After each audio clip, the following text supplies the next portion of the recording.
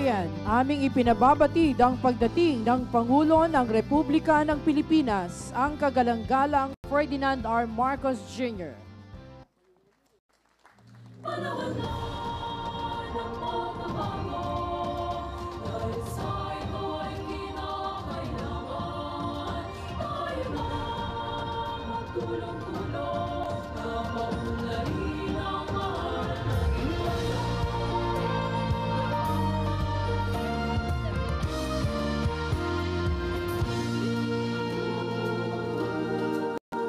Panahon na ng pagbabago, dahil sa ito ay Muli mga kababayan, ang kagalang-galang Ferdinand R. Marcos Jr., Pangulo ng Republika ng Pilipinas.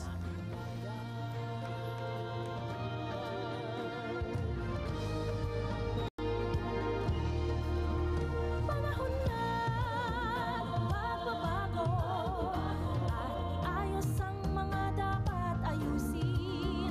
Dapat lang maging tungkulin ng bawat mamamayan dito sa atin. ng pagbabago patungo sa pag-asenso, magsikap ng mabuti. Atin pong isasagawa ang seremonya. Handa, dala, alis. Tanghal! Ta! Kalupunan, mga pinuno at kawal, tanghal, ta! Mga kababayan, ang pambansang awit ng Pilipinas.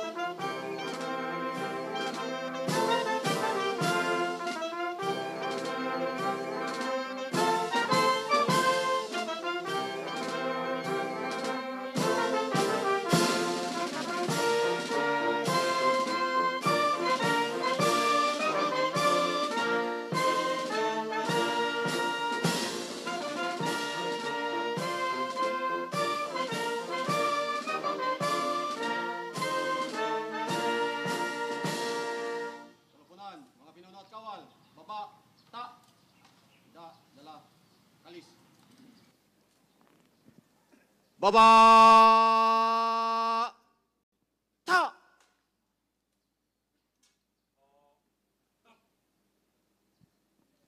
Isasagawa natin ang panunumpa sa katapatan sa watawat ng Pilipinas.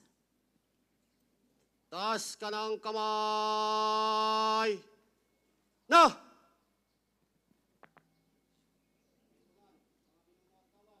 Taas kamay!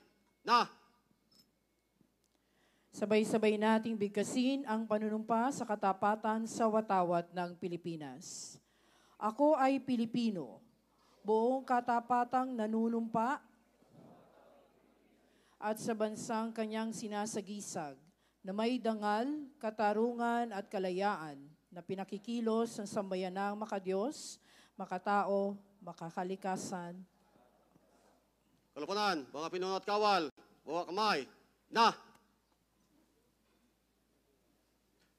Bawa kamay, na!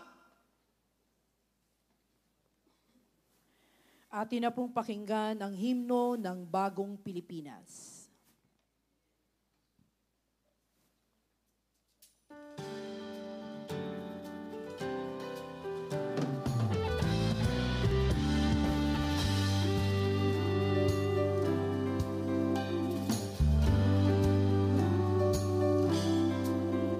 Panahon na ng pagbabago, dahil sa ito ay kinakailangan tayo na magtulong-tulong na paunlarin ang mahal nating bayan.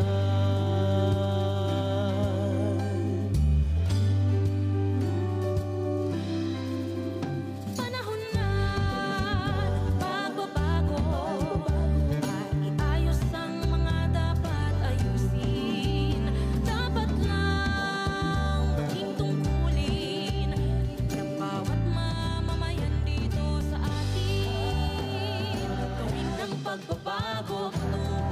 pag-asenso, magsikap na mabuti at nang kuminhawa tayo.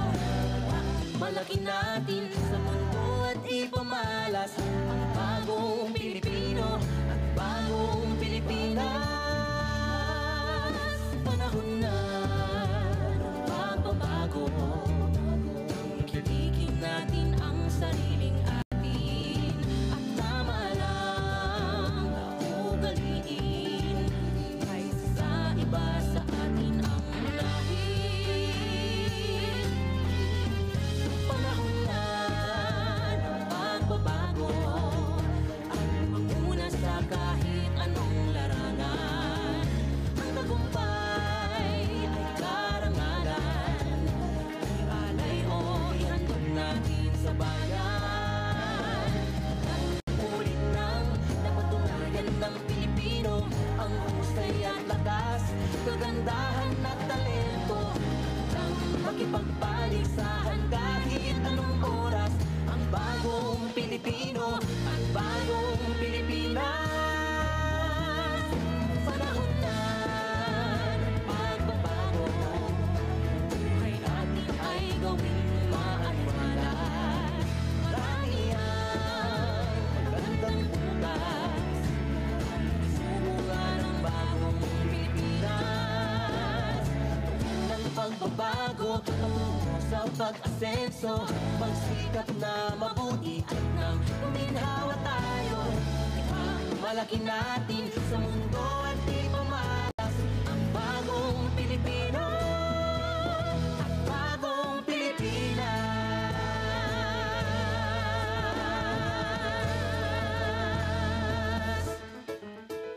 Panahon na.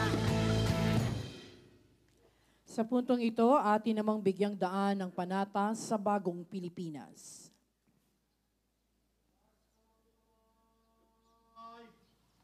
Na! Kalupunan, mga pinuno at kawal, taas ka ng kamay. Na!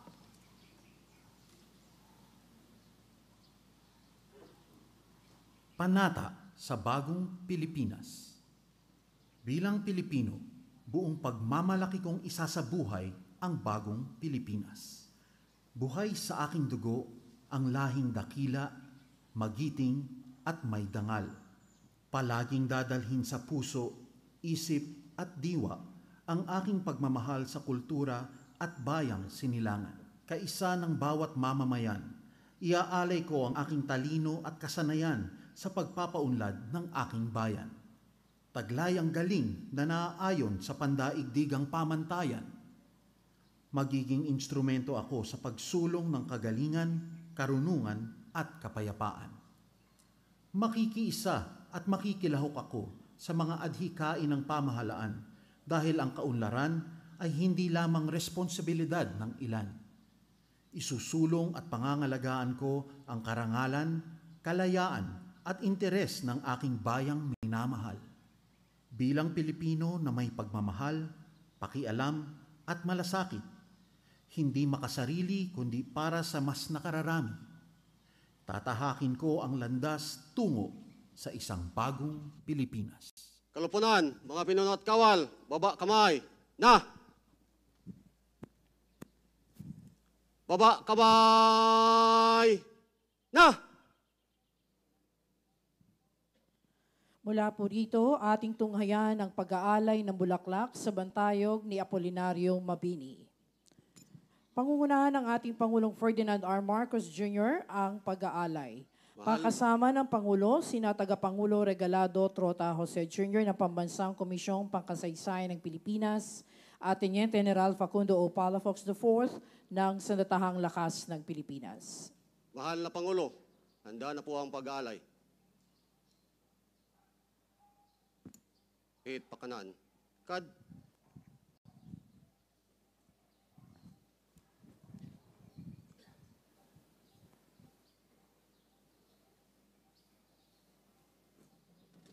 Baba, kalis.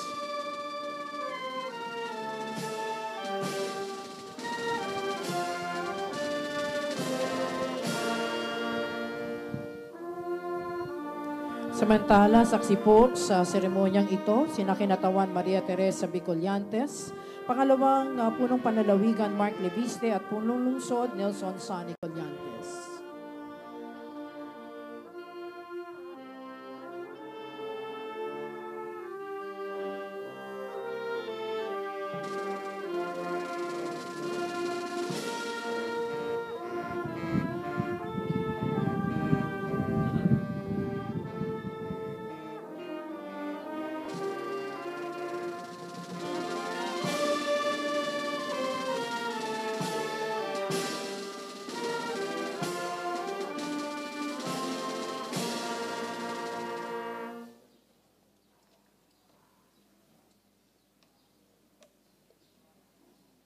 Handa, dala, kalis. Tanghal! Ta! Kalupunan, mga pinuno at kawal, tanghal, ta!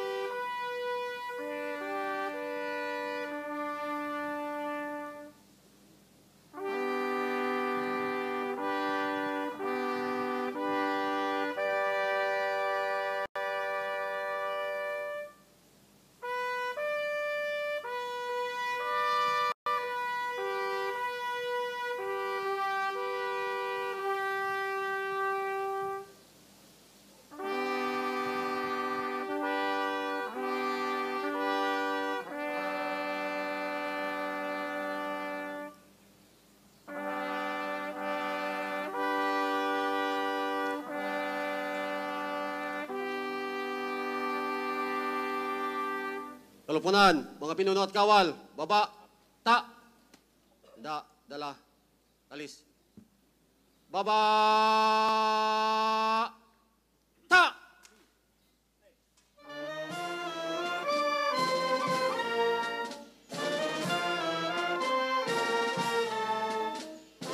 Wait, pakanan. Kad.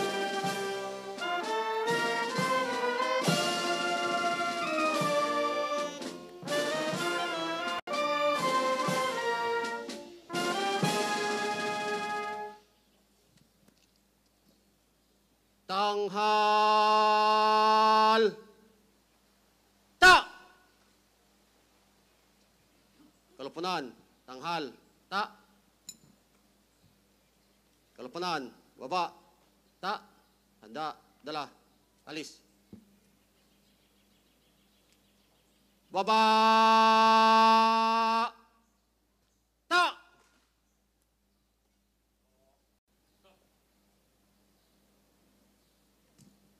Mahal na Pangulo, tapos na po ang pag-aalay.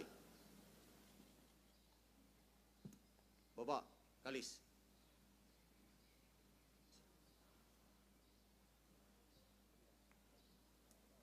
Dito po nagtatapos ang seremonya sa pag-aalay ng bulaklak sa Handa. bantayog ni Apolinario Mabini.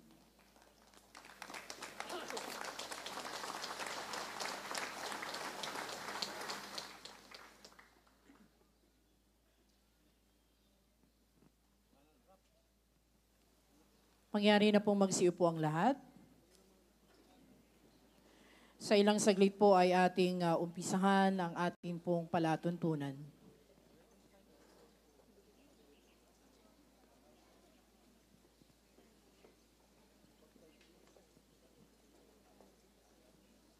Muli pong malugod na pagbati sa lahat sa ika-160 taong anibersaryo ng kapanganakan ni Apolinario Mabini. Kaugnay nito upang magbigay ng kanyang bating pambungad, narito po ang punong lungsod Nelson Sonny P. Collantes ng Tanawan.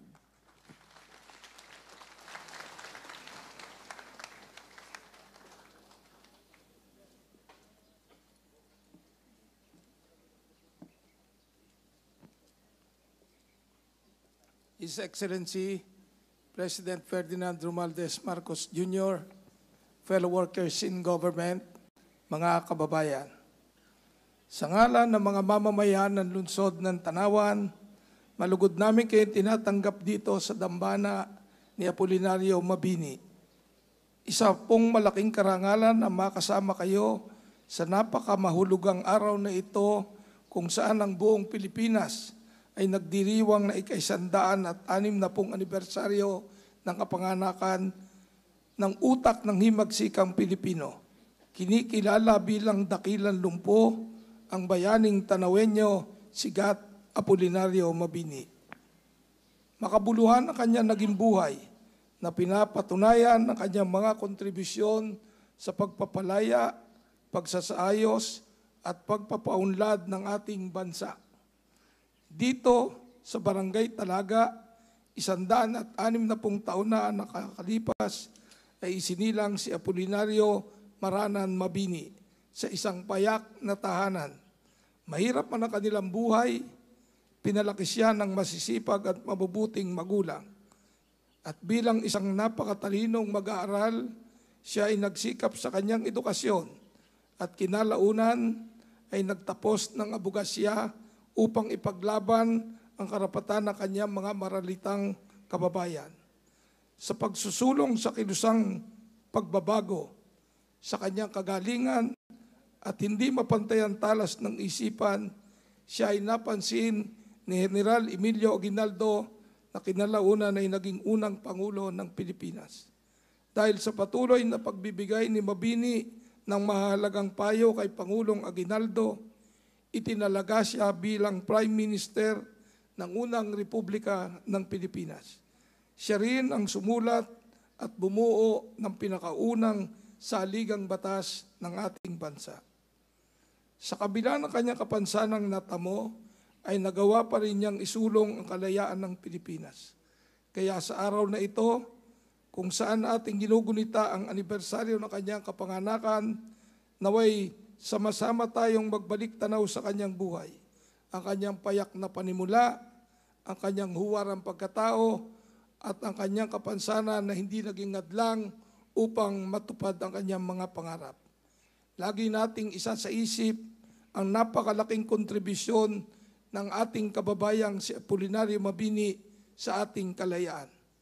Mabuhay nawa sa ating mga diwa ang kanyang pagkadakila upang ito'y maging inspirasyon sa atin na pagbutihin ang ating mga ginagawa upang maingat hindi lamang ang ating lipunan, kundi manapay ang ating bansa. Isang malaking karangalan ang maging kababayan mo, Gat Apolinario Mabini. Mula sa aming lahat, sa pangunguna ng mahal na Pangulong Bongbong Marcos, happy birthday.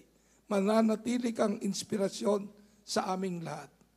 In honor of your memory and in the service of our people, I will always remain. Ang inyong lingkod, Sonny Perez Collantes, punong lungsod ng Tanawan. Mabuhay ang alaala ni Gat Apolinario Mabini, mabuhay ang bagong lungsod ng Tanawan, at mabuhay ang bagong Pilipinas. Maraming salamat po. Marami pong salamat. Punong lungsod Nelson Sonny P. Collantes ng Tanawan. Sa puntong ito, upang magbigay ng kanyang mensahe at ipakilala ang ating panauhing pandangal, narito po ang Tagapangulo Regalado Trota Jose Jr. ng Pambansang Komisyon Pangkasaysayan ng Pilipinas.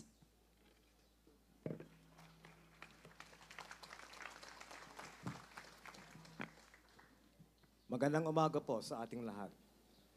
Atin pong ginugunita ngayong araw ang nakilang alaala ng sa pinakamahalagang intelektual sa ating kasaysayan. Isang dalubhasa sa batas na nangahas ng mangarap para sa isang bansang nabubuhay sa mga biyaya ng demokrasya at naglalarawan ng ating kalinangat pakikipagkapwa-tao. 160 taong ang nakalilipas ng isilang si Apolinario Mabini sa pook na ito, Talaga, Tanawan. Marami sa atin ang nakakaalala na lamang kay Mabini bilang dangkilang lumpo. Ngunit sa kabila ng kanyang kapansanan, ay piniling maglingkod para sa kanyang bayan hanggang sa dulo ng kanyang kakayanan. Na sa kabila ng pagkadadakip ng mga mananakop, ay piniling maging tapat sa bansa na kabilang siya sa nagsilang at naging dahilan ng kanyang pagkatapon sa banyagang lupain. Gayunpaman, makikita natin na bitbit ni Mabini ang pinakamabisang sandata laban sa anumang hamon, ang pag-asa. Sa kanyang mga kathang isip ay magugunita ang malalalim na tiwala niya sa kanyang mga kababayan, ang tiwala ng bibigay para pag-asa sa kanya na sa tamang panahon, sa dulo ng mahabang pagkikibaka, isang bagong bansa, isang bagong Pilipinas, ang isisilang ng kanyang mga kababayan. Isang lipunang nadiligan ng dugo ng mga makabayan at lumaki sa liwanag ng demokrasya at pagkakapantay-pantay. Hawak ang kanyang mga paniniwala bilang gabay. Inilaban niyang buuin ang bansang kanyang pinangarap na naglalarawan sa mga pinakamataas na adhikain ng ating mga bayani. Malaya, mapayapa, at may katarungan. Sa ating paggunita sa kanyang alaala, dalhin rin natin ang pag-asang nabuhay sa kanyang isip, mga salita at gawain. Bilang mga tagapagmana ng laban ni Apolinario Mabini, tungkulin natin na tuluyan natin isang buhay ang kanyang mga mithiin para sa ating bayan, kung saay matatamasan ng lahat ng salinlahi ang kaginawahan ng buhay dito sa ating lupa. Mabuhay po ang pag-asa ng bayan, mabuhay ang Pilipinas. Sa pagkakataon pong ito, karangalan ko po na ipakilala sa ating inyong lahat ang ating panauhing pandangal, ang kagalang-galang na si Ferdinand Romuald R. Marcos Jr., Pangulo ng Republika ng Pilipinas.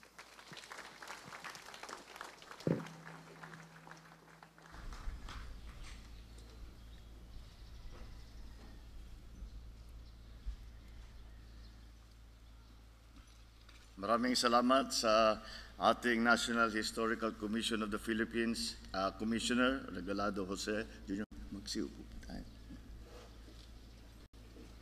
Ang representante ng pangatlong distrito ng Batangas, Representative Maria Teresa Collantes, and the honorable members of the House of Representatives that are here today.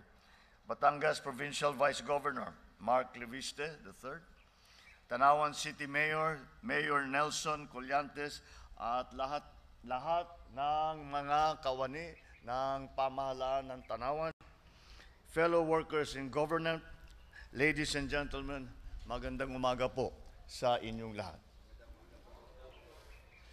Kaisa ako ng sambayan ng Pilipino sa pagdiriwang ng ika-160 anibersaryo ng kapanganakan ng ating minamahal na bayaning si Apolinario Mabini.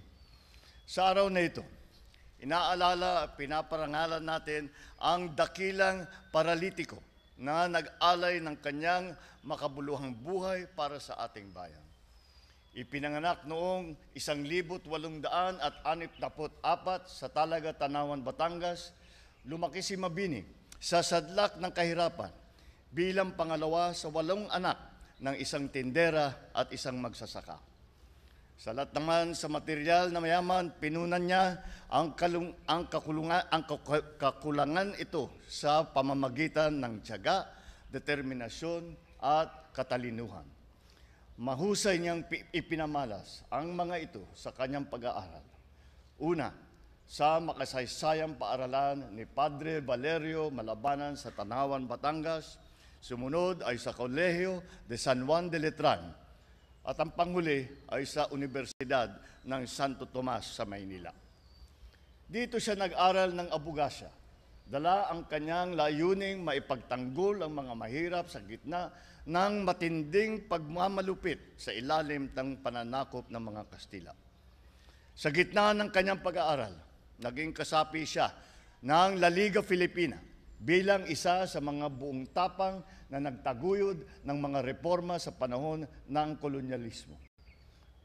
Ngunit nung pinatay si Rizal, lumahok at sumapi si Mabini sa revolusyonaryong puwersa ng katipunan sa kadahilang nawalan din siya ng paniniwala at pag-asa na magkakaroon ng kompromiso sa pagitan ng Espanya.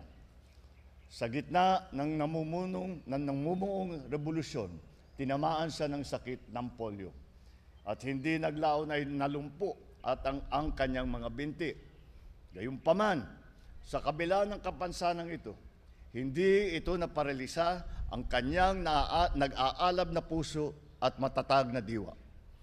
Ang kalagayan niya, ang siyang nagbigay lakas sa kanya na gamitin ang talas ng kanyang isip bilang sandata laban sa kawalang katarungan, pang-aabuso at pang-aapi sa mga kapwa Pilipino. Tinaguri ang utak ng himagsikan. Nakapagsulat si Mabini ng ilan sa mga akdang tulad ng El Verdadero Decalogo na nagsilbing gabay ng mga makabayan at revolusyonaryong Pilipino, habang ang kanyang programa Konstitusyon de la República Filipina ay isa sa mga ikinonsiderang maging saligang batas sa Kongreso ng Malolos. At nang maitatag ang ating unang republika, nagsilbi siyang bilang kauna-unahang punong ministro at ministrong panlabas, kung saan ay ipinamalas niya ang kanyang malawak na kaalaman, talino at kakayahan sa pagpapatibay ng ating bagong tatag na bansa. 1 siglo at 2 dekada na lumipas mula nang huling masaksihan ng mundo ang kanyang angking galing.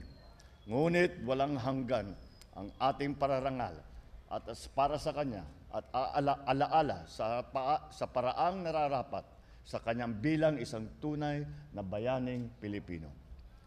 Tuluyan din nating iniukit ang kanyang pangalan sa mga pangunahing lansangan ng Batangas, ng Maynila at sa ibang parte pa ng bansa. Maraming tulay, gusali, dambana at makakalagang lugar ang naitayo rin para parangal sa ating bayani. Sa katunayan, sa loob mismo ng sentro ng pambansang pamahalaan, matayog na nakatayo ang kapitag-pitagang Mabini Hall o Bulwagang Mabini, ang pinakamalaking gusali sa buong Malacanang, na sumasailalim sa natatanging lugar ng bayaning tumulong sa paglatag ng pundasyon ng ating republika. Nararapat lamang na ipangalan ang mga istrukturang ito sa kanya dahil dito rin matatagpuan ang mga kapwa kong magagawa sa tanggapan ng Pangulo ngayon na maihahambing ang galing, talino at pagkamakabayan kay Mabini. Ang kanyang ipinamanang lakas ng loob ay nabubuhay sa kanila at sa maraming Pilipino na patuloy na nag-aalay ng kanilang husay at talento para sa patuloy na pag-unlad ng Pilipinas.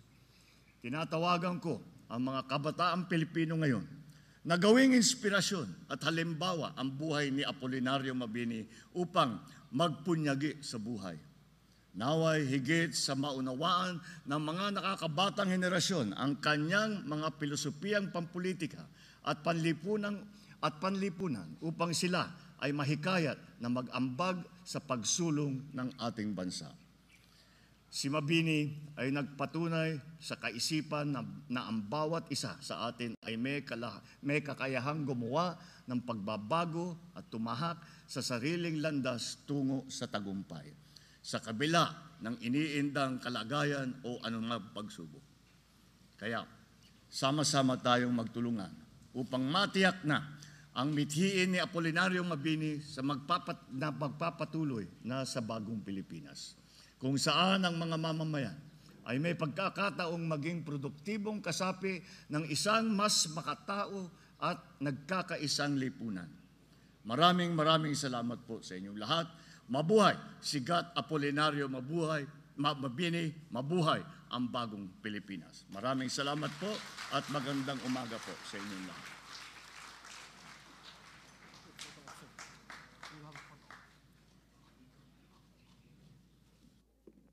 Marami pong salamat sa ating mahal na Pangulo. Inaniyahan natin ang mga kamag-anakan ng Bayaning Apolinario Mabini. Nihiling po natin sa ating mahal na Pangulo ang pagpapakuha ng larawan kasama ang kaanak ng ating Bayaning Apolinario Mabini.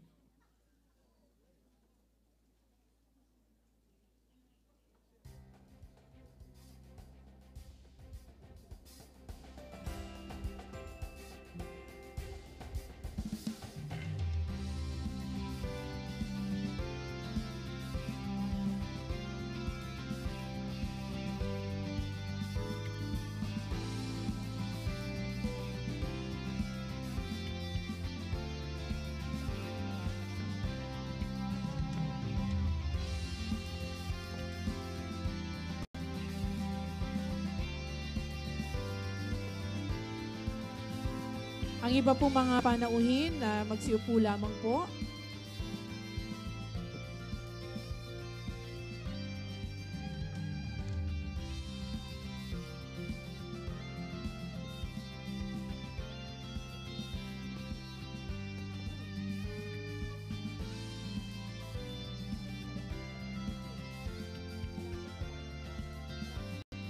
Maraming salamat po.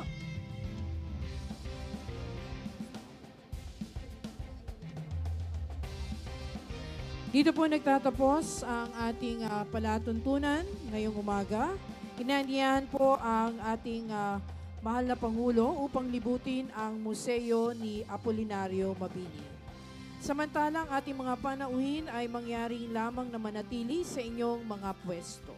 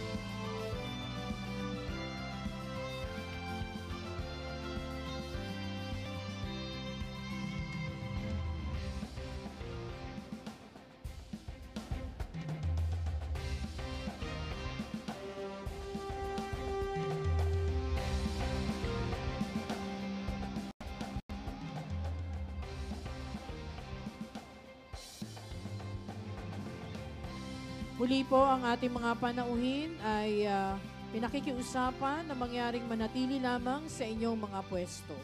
Marami pong salamat.